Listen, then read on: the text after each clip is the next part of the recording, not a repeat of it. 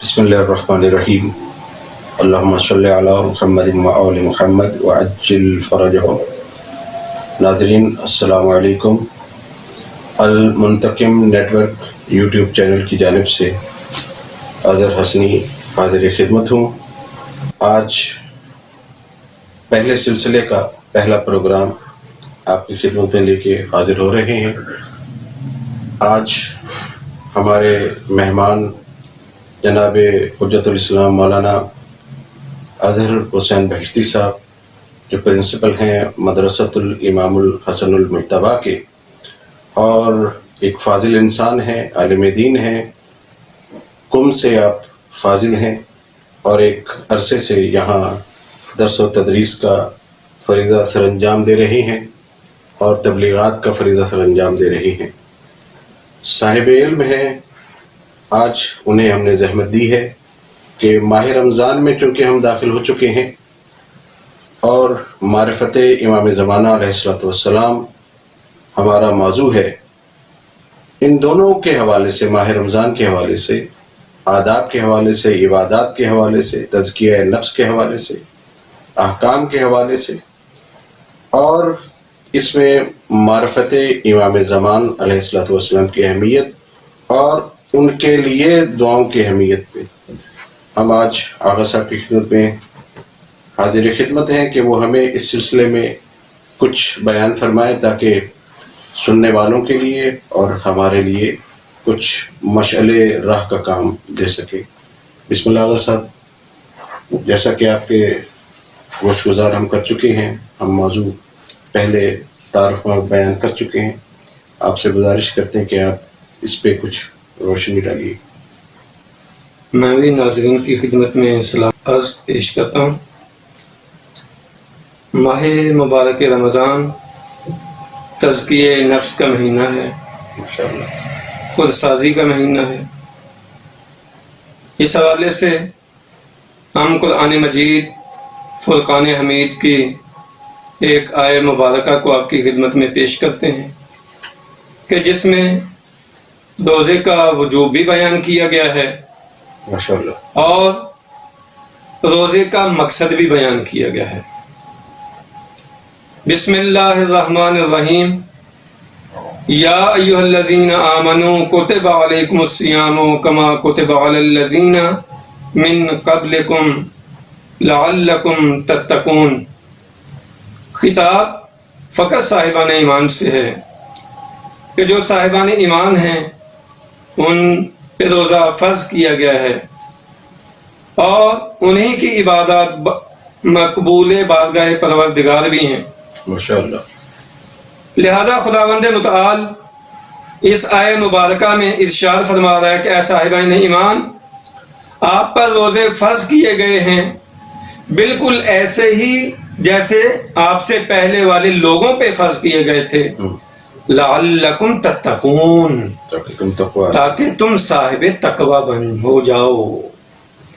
یہ مقصد بیان کیا ہے، یعنی پروردگار نے جہاں روزے کا حکم ہم تک پہنچایا ہے، ہمیں روزے کی دعوت دی ہے کہ اب یہ روزہ رکھیے، ساتھ ہی اس روزے کا حکم بھی بیان ہوا ہے کہ اس کا مقصد کیا ہے، اس کا فلسفہ کیا ہے۔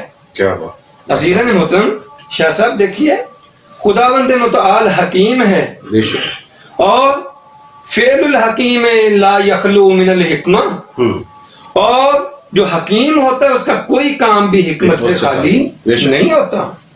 لہذا جب وہ کوئی چیز انسانوں پہ واجب قرار کر رہا ہے، کوئی چیز واجب قرار دے رہا ہے، عبادت چاہے روزے کی صورت میں ہے، چاہے عبادت نماز کی صورت میں ہے، چاہے عبادت کسی اور صورت میں ہے، قرآن مجید نے ہر حوالے سے پہلے اس چیز کو بیان کیا ہے، مقصد کو بیان کیا ہے، تاکہ انسان خالی ان عبادات کے پیچھے نہ رہے، کہ ایسا نہ ہو کہ بدن ہو لیکن اس کے اندر روح موجود نہ ہو۔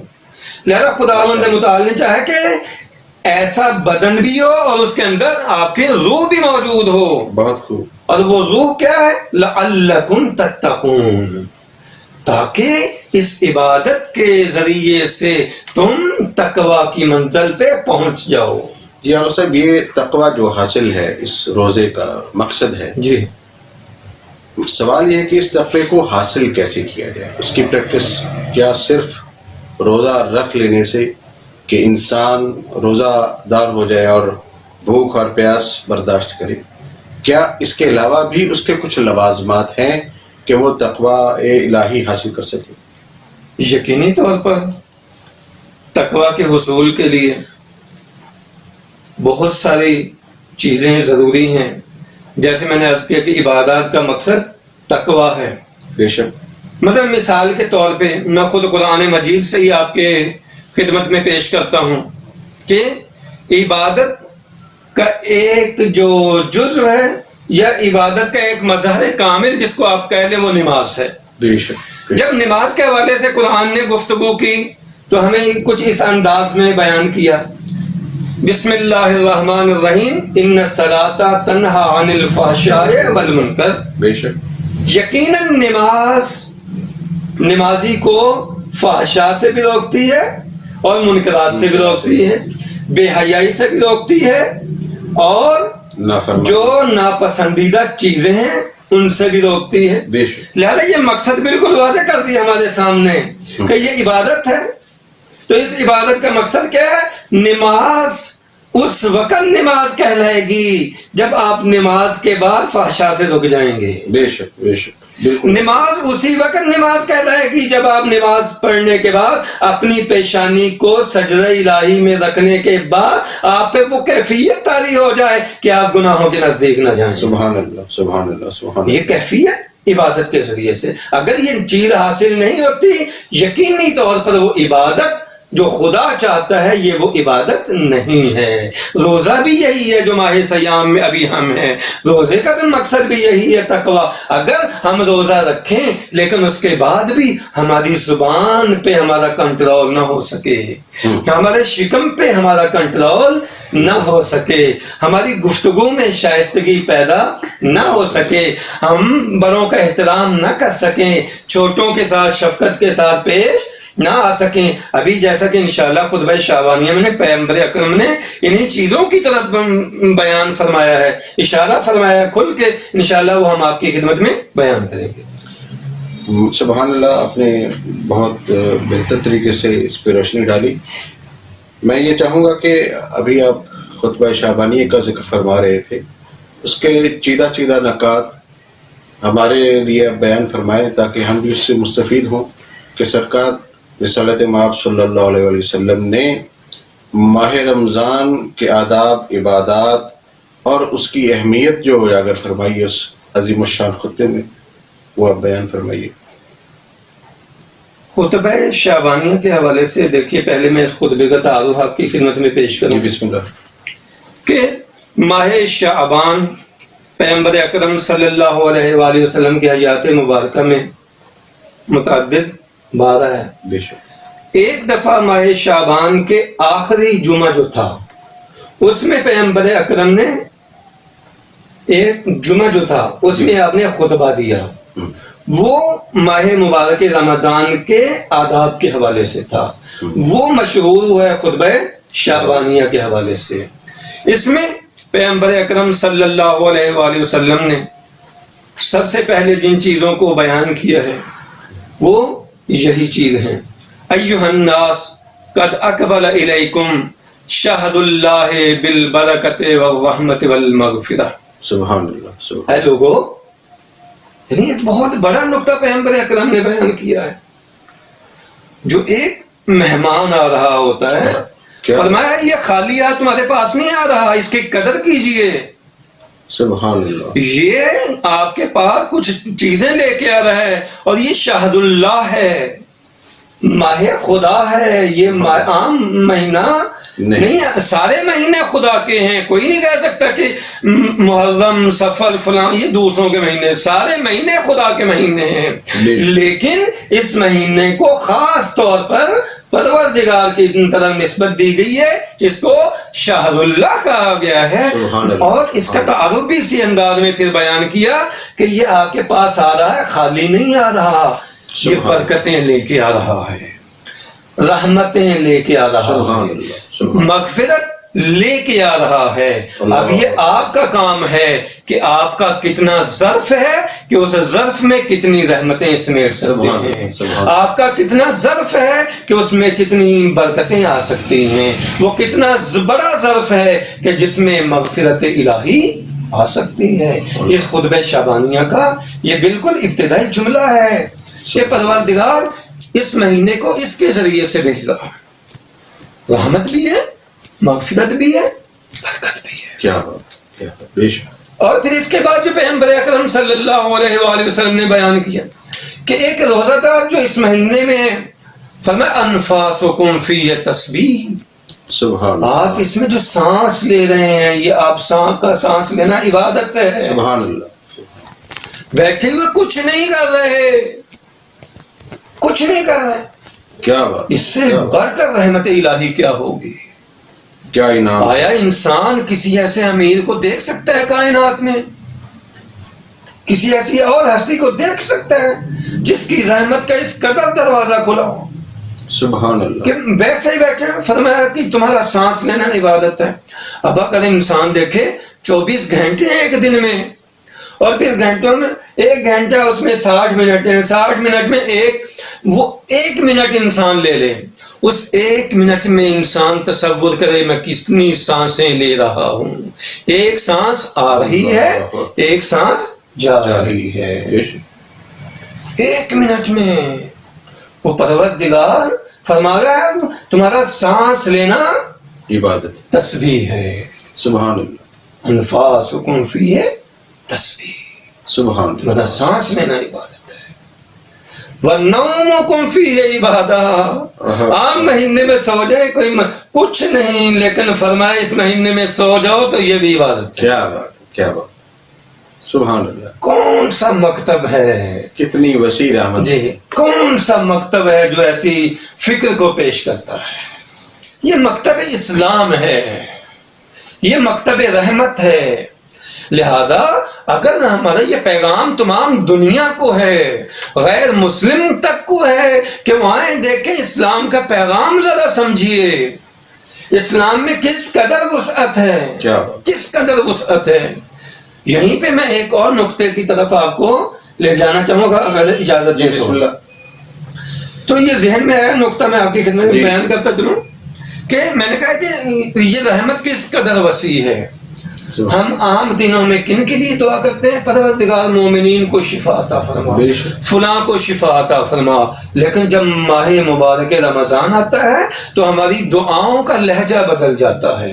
سبحان اللہ، اللہم ادخل علی اہل القبور السرور، اللہم اغنی کل فقیر، اللہم اشبع کل جائع۔ اب مومن کی بات نہیں رہی، اب مسلم کی بات نہیں رہی، اے پروردگار کائنات کا جو بھی بھوکا ہے اس کی بھوک کو ختم کر دے۔ سبحان اللہ، سبحان، کون سا مکتب ہے جس کے اندر یہ وسعت ہے؟ اللہم اغن کل فقیر، مومن کے لیے دعا نہیں ہے صرف پروردگار کائنات میں جو بھی فقیر ہے تو اس کو بے نیاز کر دے۔ کیا بات، کیا بات، کیا بات۔ اب یہ دعا ہے، ہم کس دعا کو مکتب اہل بیت کے لیے، یہ میراث اہل بیت ہے دعائیں ہیں، جیسے یہ خطبہ شعبانیہ ہے یہ دعا ہے، لہذا اس کے علاوہ دعائے افتتاح ہے انشاءاللہ جس کے بارے میں ہم آئندہ گفتگو کریں گے۔ تو اب چونکہ خطبہ شعبانیہ کا بھی مفصل ہے، میرا خیال کہتا ہے کہ انشاءاللہ یہی جو پوائنٹ آپ کی خدمت ہمارے پاس چونکہ آغا صاحب وقت مختصر ہے اور یہ خطبہ طویل ہے، سارے خطبے کو تو شاید ہم اس مختصر اور قلیل وقت میں کور نہ کر سکے۔ جو آپ نے نکات بیان فرمائے الحمدللہ بہت خوبصورت اور بہت جلا بخشنے والے یہ نکات ہیں۔ میں آپ سے یہ سوال کروں گا کہ جیسے آپ ارشاد فرما رہے ہیں کہ دعائے افتتاح کا ذکر آپ نے کیا، ایک ماہ رمضان میں روز پڑھی جانے والی دعا، اس کے علاوہ اور چھوٹی دعائیں بھی بہت ساری ہیں جو مختصر ہیں، جو ماہ رمضان میں روز پڑھی جانے والی ہیں، سحری کے وقت پڑھی جانے والی ہیں، افطاری کے وقت پڑھی جانے والی ہیں۔ ان سب دعاؤں میں دعائے امام زمان اور ان کی معرفت کے حوالے سے ہم لوگوں پہ کیا ذمہ داری عائد ہوتی ہے کہ ہم وارث امام زمان، اس کائنات کے جو اس وقت وارث ہیں وہ امام زمان، امام آخر ہیں، اور ہم ان کی حکومت میں، ان کے زمانے میں رہ رہے ہیں. جی بالکل. تو ہم پہ ان کی رعایا ہونے کے حوالے سے ہم پہ کیا فرائض عائد ہوتے ہیں، اس پہ ذرا روشنی ڈالیے. جی دیکھیے، دعائے افتتاح کے حوالے سے شاید ہمارے ناظرین اس نقطے کی طرف متوجہ نہیں ہیں کہ یہ دعا خود ہمارے مولا امام زمانہ نے ہمیں دی ہے. سبحان اللہ. یہ کسی اور معصوم کے ذریعے سے نہیں ہے، خود سرکار، یہ خود ان کے ذریعے سے. علامہ مجلسی بہاد الانوار میں اس کو فرماتے ہیں کہ یہ معتبر سند کے ساتھ، اور امام زمانہ عجل اللہ تعالی فرجہ الشریف کے آپ کو معلوم ہے کہ 4 نائبین تھے. بے شک. پہلے عثمان ابن سعید، پھر ان کے بیٹے محمد ابن عثمان، ٹھیک نا، وہ تھے. تو یہ جو دعا ہے، یہ جو توقیع مبارک ہے، یہ دوسرے نائب کے ذریعے سے ہے. سبحان اللہ. سبحان یہ ان کے ذریعے سے ہم تک پہنچی ہے. سبحان اللہ. لہذا یہ خود ہمارے مولا و آقا کی ہم پہ عطا ہے. بے شک بے شک. کہ ہمیں اس کی طرف متوجہ کیا گیا. لہذا تمام مومنین کو چاہیے، تمام مسلمین کو چاہیے کہ اس کو ماہ رمضان کی ہر شب میں، ہر رات میں اس کی تلاوت کریں. اور صرف تلاوت نہ کریں، میں بہت ہی ہاتھ جوڑ کے ادب کے ساتھ آپ کی خدمت میں عرض کروں گا کہ پہلے اس کے ترجمے پہ غور کیجیے، اس میں کیا نکات پوشیدہ ہیں. اس میں جو عرفان کے گوہر ہے قیمتی، اس میں جو مولا نے بیان فرمائے، جی، آدمی اگر انسان ان کے ایک ایک موتی کو چنتا جائے تو اس کا دامن پھر بھی تشنا رہے گا. جی.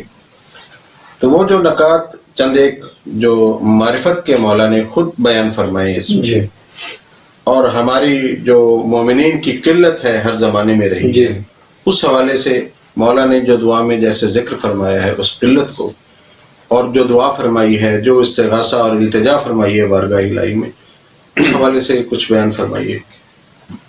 دیکھیے، دعائے افتتاح کا جو آغاز ہو رہا ہے، اس کا جو نام ہے خود اسی کے پہلے 1-2 الفاظ سے لیا گیا ہے.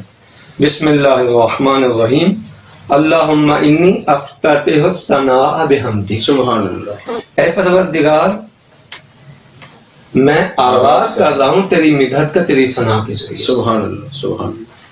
اللہم انی افتتح. مولا ہمیں متوجہ کر رہے ہیں کہ کوئی بھی آپ نے دعا مانگنی ہے پہلے حمد الہی کریں، بے شک بے شک، پھر اپنی اس میں دعائیں پیش کریں. حمد و ثنا کے بعد جو ہمارے مولا نے اس میں بیان کیا ہے، خدا کی صفات کا تذکرہ کیا. سبحان اللہ. خاص کر خدا کی رحمت کا تذکرہ ہے.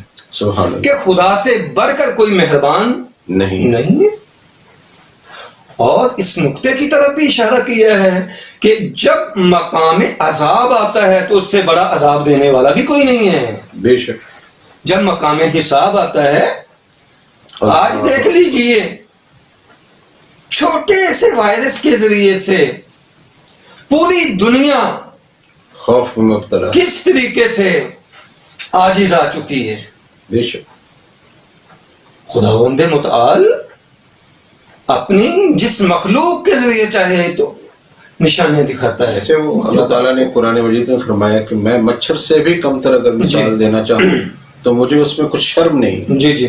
تو آج یہ اس وائرس کی شکل میں ایک نادیدہ دشمن جو ہمارے سامنے ہے، جی، جو ہمیں پریشان کیا ہوا ہے، تو یہ اللہ تعالیٰ کے مظاہر میں سے جی مظاہر. یہی اس دعا میں بھی یہی ہے کہ جب انسان اس کی طرف آئے گا، انسان توحید پروردگار کی طرف آئے گا، معرفت الہی کی طرف آئے گا. سب سے پہلے ہمارے مولا نے معرفت پروردگار کی طرف متوجہ کیا انسان کو کہ انسان خواب غفلت سے بیدار ہو جا اور اپنے خدا کی معرفت حاصل کر، اپنے خدا کی طرف آ جا، اس دنیا کی بھول بھلائیوں میں گم نہ ہو جا.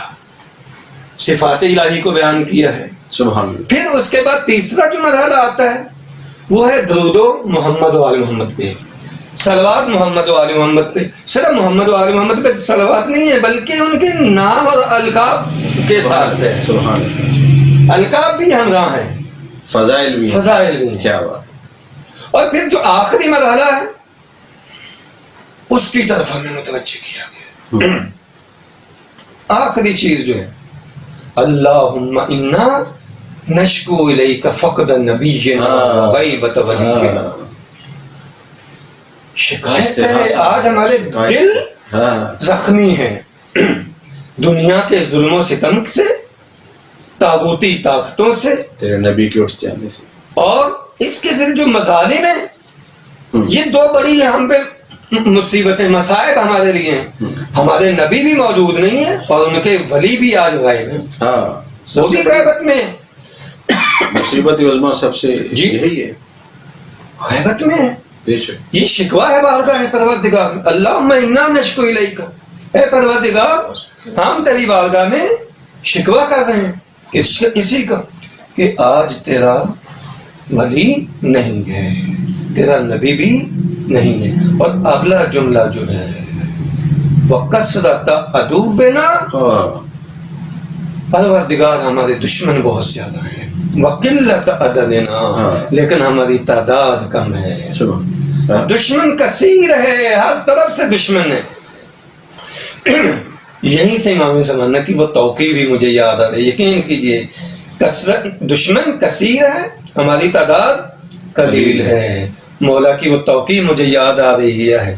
عزیزان محترم، ہمارے مولا آقا جو ہے ان کا دست شفقت ہمارے اوپر ہے. خود مولا فرماتے ہیں ہم تمہیں بھولے نہیں ہوئے. کیا بات. اگر ہم تمہیں یاد نہ رکھے ہوئے ہوتے تو یہ حوادث روزگار تمہیں چکنا چور کر دیتے، تم ان حوادث میں ختم ہو چکے ہوتے. یہ کس نے بچایا ہے؟ یہ ولی عصر کی دعاؤں نے بچایا ہے، کچھ شک نہیں اس میں. یہ ان کی دعاؤں نے ہمیں بچایا ہے. تو یہ آخری نقطہ ہے. اس میں درمیان اور بہت سارے نکات ہیں، یہ تو ہم نے صرف ایک تھوڑی سی تمہیدن گفتگو کی ہے. خود دعا افتتاح کی اگر ہم شرط چاہیں تو یہ پورا مہینہ اسی لیے ہمیں چاہیے. اختتام کی طرف ہم بڑھ رہے ہیں.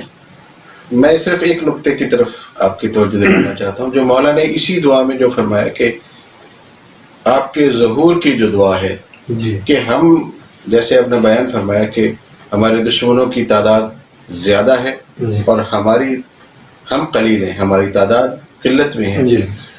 تو امام کے وجود سے ہماری قلت کو کثرت میں بدل دے. جی بالکل. ایک وجود سے، ایک وجود کے آنے سے ہماری قلت کثرت میں بدل جائے. یہ کیسی بات. جی بہت. اس پہ اگر آپ مختصراً ایک دو جملوں میں کچھ اشارہ فرمائیں. یقینی طور پر جب امام علیہ السلام ابھی دیکھیں ظہور نہیں ہوا تو تمام شیعہ یقینی طور پر ہر اپنے علاقے میں سارا کچھ ہے، لیکن ویسے مرتبط نہیں ہے جیسے ایک معاشرے، اسلامی معاشرے کو مرتبط ہونا چاہیے. لیکن جب امام آ جائے گا سارے دانے تسبیح میں پروئے جائیں گے. سبحان اللہ سبحان اللہ. تو پھر یقینی طور پر وہ جو قلت ہے وہ کثرت میں بدل جائے گی. الہی طاقت شامل ہو جائے گی. شامل ہو جائے. بہت بہت شکریہ آغا صاحب، آپ نے اپنے قیمتی وقت میں سے ہمیں چند لمحات عطا کیے اور علمی نکات ہمارے سامنے بیان کیے. ناظرین اکرام، ہم نے آپ کے سامنے جو آج اس سلسلے کا پہلا پروگرام پیش کیا ہے، امید ہے کہ آپ اس کو سنیں گے اور آپ کو پسند بھی آئے گا. آپ سے گزارش ہے کہ آپ ہمارے یوٹیوب چینل المنتقم نیٹ ورک کو لائک بھی کیجیے، اس کو سبسکرائب بھی کیجیے، آگے شیئر بھی کیجیے اور اس پہ کمنٹس بھی دیجیے تاکہ ہم آگاہ ہو سکیں.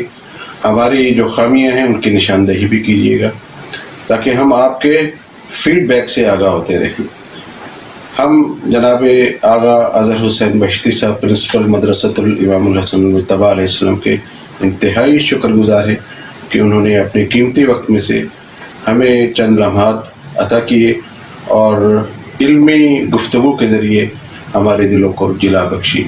امید ہے آپ اس سے مستفید ہوں گے. اجازت چاہتے ہیں.